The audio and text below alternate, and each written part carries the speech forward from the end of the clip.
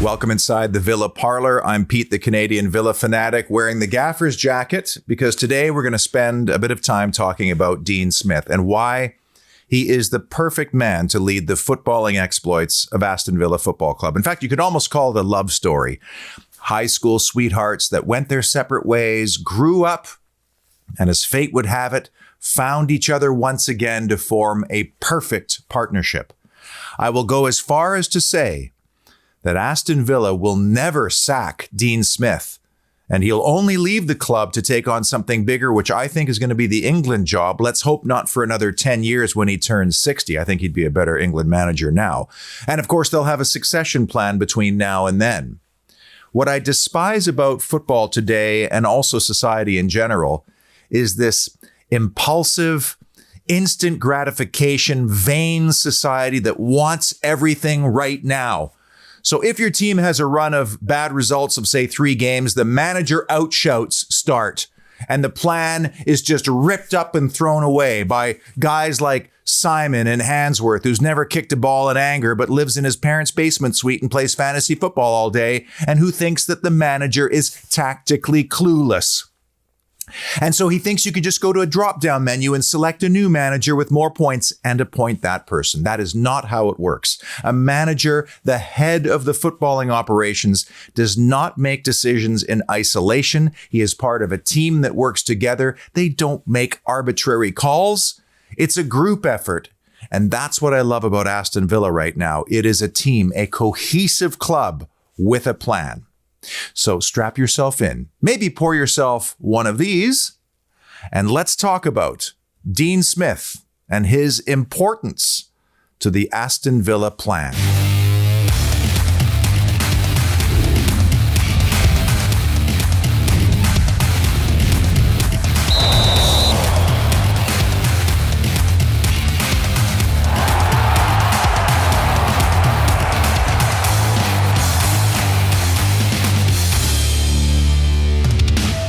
Great to have you back. Cheers. Thanks for all the subscribes, likes, and shares. I'd like for that to keep going. I'm fascinated by football, as you know. I'm very interested by leaders and leadership in football. And Dean Smith is a very interesting study because he's not very flashy. Let's be honest. He kind of looks like your uncle wandering around in the technical area. Even his name isn't really all that interesting. It's not exotic, Portuguese, Spanish, Italian, or French. There is a lot to this man that most people don't know about, and I have done an awful lot of research because I just find him very, very interesting, as I do all Villa managers. So let's talk about the holy trinity of why Dean Smith and Aston Villa are perfect for one another.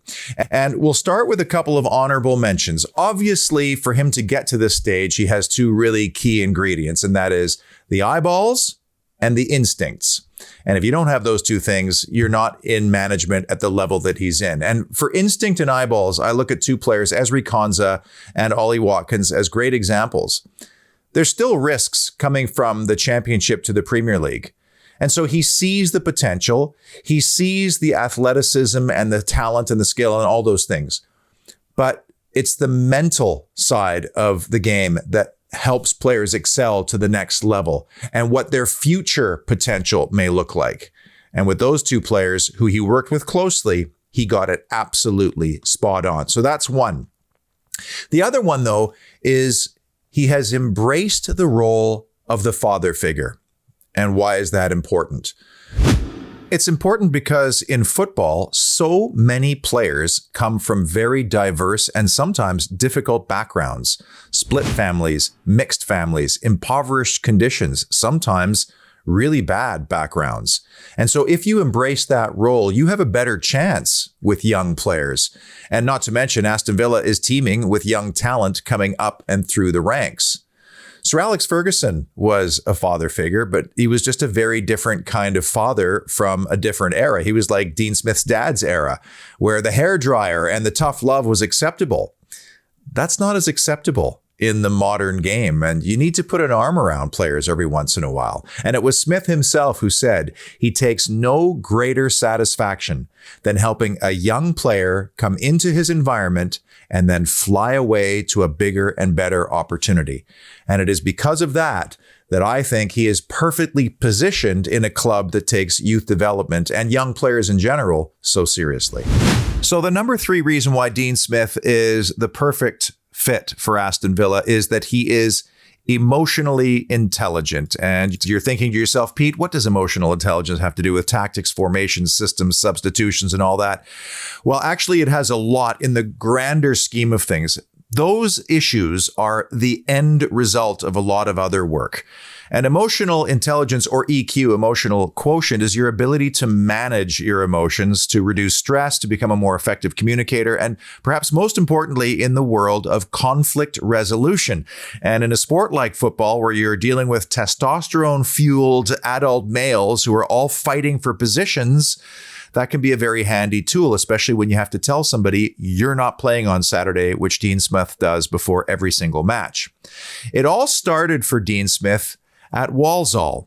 He was the reluctant manager because his mate was just fired, and the chairman pulled him out of the academy where he felt safe and happy. He loved working with the kids, and he took on the job and stepped straight into a relegation scrap.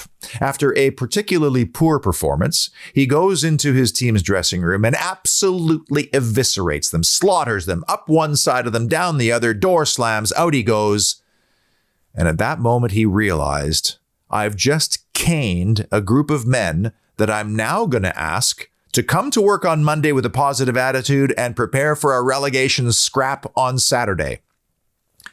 That's where the change occurred for Dean Smith, and he consciously worked very hard at being emotionally level, either individually with players, collectively in team settings, or with the media. And the best example of this is, if you can, go back and watch the post comments after the 7-2 win over Liverpool. If ever there was a time for a manager to gloat, to be giddy, or to be aloof about destroying the defending champions, that was the game, and he didn't take it.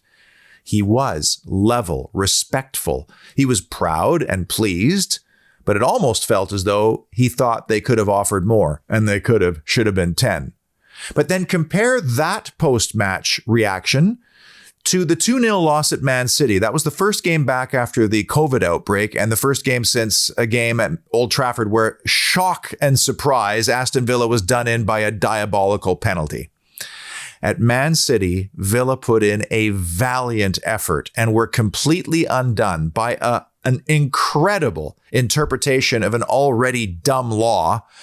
And they lost the game 2-0, and Dean Smith was sent off in the game. And you'll recall he was sent off for saying to a very insecure referee, "Did you get juggling balls for Christmas?" He wasn't ranting and raving and throwing his arms around in the air. He was sent off with a red card. He turned around and, with his hands in his pocket, walked straight down the tunnel, and that was it. And the post-game comments, very same thing, level. Yes, he complained about the decision, but he didn't go crazy. He didn't go over the top. He was measured. And what happens? The players do the very same thing. Watch their interviews. They're also measured and level-headed. And they don't run around the field, arms flailing, mass confrontation. They're very, very measured in everything they do. They're not like Neil Mopai running around trying to get under everybody's skin. In fact, that kind of player, that backfires on them when you're playing a team that is very focused, like Aston Villa, on maintaining emotional control. And it was the late and legendary Brian Clough who said it all the time. Your football players will reflect the behaviors and attitudes of your manager. And Aston Villa has become a very level-headed team on and off the field, which will earn them respect, hopefully, in the refereeing ranks. Well, maybe they'll start to get some of those penalty decisions instead of having them always called against them. Number 2, Dean Smith can manage both up and down because he understands club culture. Club culture is very difficult to define. It's very difficult to identify sometimes, but it is essential if you really want to rise above everybody else. And some good examples of club culture is Brentford Football Club. You know, they're modern, forward-thinking, analytics-based, and I think they're very well defined that way. Not my cup of tea, but Sean Dyche at Burnley has built something there. He knows exactly who they are, what they stand for, and kind of where they're going to be. They're not challenging for Champions League places. They know that. They're probably going to be flirting with relegation at times, but they're a meat and potatoes club in a meat and potatoes type community, and they do it very well. And I think Liverpool, you could also say, has a good culture, and that's largely because of Jurgen Klopp. Well, Dean Smith understands what club culture means. And we go back to Walsall for this, because after they had survived relegation by goal difference in that first season, the chairman cuts $200,000 from his playing budget. The next year, he consolidates Walsall. And again, the chairman cuts $200,000 from the budget. So he meets with the chairman of Walsall Football Club and he says, "Mr. Chairman, what do you want from your football club?" And he said, "Well, what do you mean?" He said, "Well, everybody in the football world looks at this club as the one you pass by on the M6. "Really?" "Yes." "Well, do you have any ideas?" Dean Smith is now managing up to the owner of the football club, the man who has everything to gain or lose here. And he says, "Yes, I do have some ideas. First of all, this club is going to be built around respect. Secondly, we are going to start a youth movement here. We are going to take our players, develop them, get them into the first team, and then sell them on. But we're not going to accept the first stink bid of $25K that comes our way. We're going to sell them for £1 million. Chairman's like, "Well, that's great. Can you present that to the board?" "Yes, I can." And he did. And Walsall, when he left, was in 4th position in their league. That's Dean Smith managing up and understanding you must define yourself. You must distinguish yourself from others, and you must internally stand for something. Going to Brentford was totally different, because at Brentford, there already was an established culture. Interesting that when he was hired, Ragnar Ankerson, the sporting director, was asked, "Why did you hire Dean Smith?" You know what he said? He said he has strong leadership skills and emotional intelligence. I'm not just making this stuff up. So at Brentford, there was already an established culture. Now fast forward to Aston Villa. He gets to his first interview, and the first thing he basically says is, "Right, you need to tell me why I'm here in this interview, because if this isn't a good fit, I can walk out that door and go back to Brentford where I'm happy and where I feel I'm in a very good situation." And in that conversation, and I'll talk about some of those things in just a moment, it was obvious that the fit was very good. But that doesn't mean that Dean Smith didn't offer some suggestions and manage up to that group, because it had to be the right fit for him. It wasn't all about Aston Villa and his connection as a young man or his dad being a steward. In fact, there's another example of emotional intelligence. It would be easy to walk into that interview and go, "Oh my God, this is my childhood club. I want to work here so bad." Nope. Measured. This job has to be the right fit for me, never mind my past connections. And he did manage up. He did offer some suggestions. One of the things I'm sure that came up, what are your feelings about analytics and what are your feelings about youth? At Walsall, it was all about youth. In fact, it was only youth really that they tried to push through and sell on. At Brentford, it was all about analytics. So he had a lot of background in both. And I bet you he told the owners, go all in or go home on youth. Don't go halfway. Be the best youth academy in the country. And look what's happened since then. But he didn't stop there either. He was the one who began the entire revolution of what are we going to stand for at Aston Villa? And it came down to 3 things. Togetherness. That's not just the first team, but that's the staff and all the people that run the football club, whether you're working in the canteen or not. So it's not just the players, and it also includes the supporters. Togetherness. Villa Park could be a very testy place sometimes, and he needed to get the supporters on side. And actually, during the project, the COVID break might have actually helped Aston Villa a little bit in a funny way. So togetherness was one of those 3 things. Being prepared was the next one, and that was actually Aston Villa's original motto, prepared. No matter who you are, no matter where you work in this organization, if you're a player, be prepared, eat properly, sleep properly, take care of yourself, do your exercises, do your homework. If you're working in the canteen, make sure the soup is good because, we need that soup after training. And then the last one was fearlessness. And I don't think they would have been promoted without fearlessness. They went into that game so confident and so prepared that they made that leap a little bit ahead of schedule. And fearlessness also comes from tackling new ideas, new forms of analytics, perhaps new staff. That's what Aston Villa is all about. So they combine the best of the youth side, the best of the analytics, and I am positive, I'm convinced that Dean Smith would have had a major hand in both of those.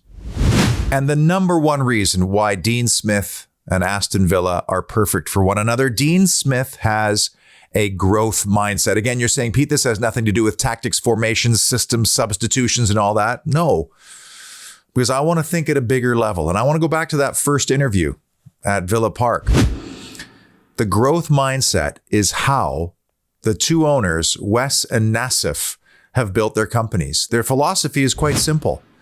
Hire the very best people you can find, train them, educate them, enable them, and then let them do their job and let them hire the best people that they could possibly find. They take distressed businesses, they rejuvenate them, and then they grow them again. And growth doesn't just always mean on the spreadsheets. It means a person who comes in here leaves the organization here through all this work, reflection, etc., etc.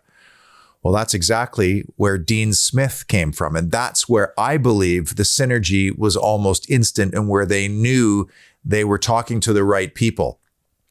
And growth mindset is the opposite of static mindset, where I already know it all. And the best example of somebody who just did not fit at Aston Villa is Ross Barkley. We all saw he wasn't working hard enough out of possession. We saw it. We're not stupid. And how many times do you think the coaching staff would have said, they would have pulled the video out and said, Ross, you could see here, and by the way, here's your stats and your load, and you weren't intense enough and you're trying to recover the ball here. And Ross Barkley was also the only player I can recall this year that when being subbed off, kicked a water bottle. And then the next time he walked slowly around the park, took off his socks and shin guards and sat on the advertising board. No emotional intelligence. No emotional intelligence. No growth mindset. You're not an Aston Villa player. But think about Dean Smith as well. He's at Walsall. Youth is his bread and butter. He goes to Brentford, where they have no youth system. They binned it.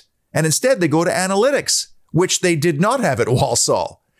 If you don't have a growth mindset, would you have taken that job and been overwhelmed by all the data and the new way of doing things? They didn't even count wins, losses, and points. Really, they were going after expected goals. And I think he's brought that to Villa Park as well, because they knew if they landslid the opposition with more expected goals and denied the expected goals against, they were eventually going to get promoted, which obviously they just did.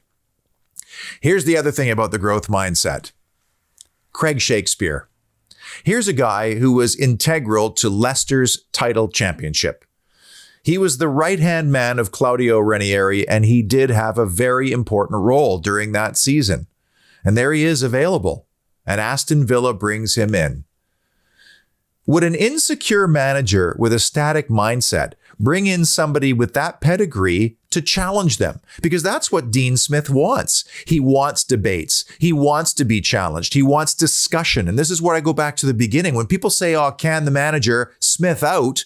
What you're basically saying is ditch the entire first team coaching staff, because they all work together on arriving at decisions. Do you think Steve Bruce would have invited Craig Shakespeare into his first team staff in that second season? Well, I'm not having him, Shaky. He'll be after me job, Shaky. So let's be clear. The growth mindset is at the core of everything Aston Villa does. The Emi Buendia signing, they probably went all the way back to Getafe days and talked to his coach then, some of his teammates, and found out what was he like? What was he like in the dressing room, on the field? What was he like with feedback and video sessions, etc., etc.? And if you can prove over and over again that you could take a player here that comes into your club and grow them to here where they're now on their national team or somewhere else, guess what? When given the choice, players are going to start choosing Aston Villa. And that's why we all have a lot to be excited about. Emotional intelligence, managing up and down, and understanding what club culture means, and the growth mindset. 3 things that have absolutely nothing to do with systems, formations, tactics, in-game management, substitutions, but have everything to do with the overall progress of a football club, which, since the humble leader Dean Smith has joined, has gone this way. And there's no coincidence, because he is a level 5 leader, and we are very lucky to have him at the helm. Hey, the fixtures come out next week, so I want to dissect those and also reflect on last year's results to see how and where Aston Villa need to make up those 12 points or so that they'll need to seriously mount a European challenge. And of course, if there's any more signings, we'll dissect those, and you get the feeling that there might be.